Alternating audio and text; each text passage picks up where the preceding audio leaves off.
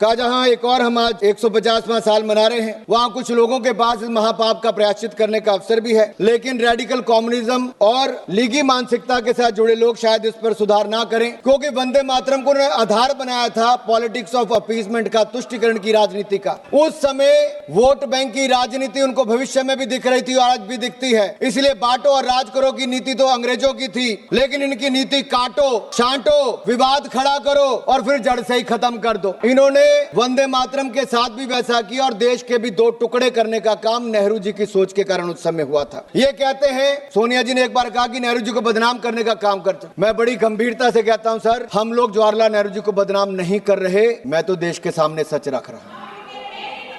हम तो देश के सामने सच रख रहे हैं साहब, और सच्चाई यही है कि जब वंदे मातरम को काट छाट दिया गया तब ओमकार ठाकुर जी हो, पुलस्कर जी हो, उन्होंने कहा कि हम कटा छटा वंदे मातरम नहीं गाएंगे, हम पूरा का पूरा गाएंगे, जिसको विरोध करना है करें। केवल 2 संजों तक इन्होंने सीमित कर दिया, टुकड़ों में देश को बांट दिया। उस समय जिन्ना को खुश करने का काम किया, आज जिन्ना के मुन्ना को खुश करने का काम कर रहे हैं। मैं माननीय सभापति जी, 27 जुलाई 2018 को कांग्रेस की एक बड़ी रैली बंतवाल में दक्षिण कन्नड़ में हो रही थी। राहुल जी ने मन से कहा, सिंग ओनली वन लाइन, सिंग only one line. Nehru ji ने 2 संजय तक कर दिया, राहुल जी 1 लाइन तक सीमित कर रहे हैं।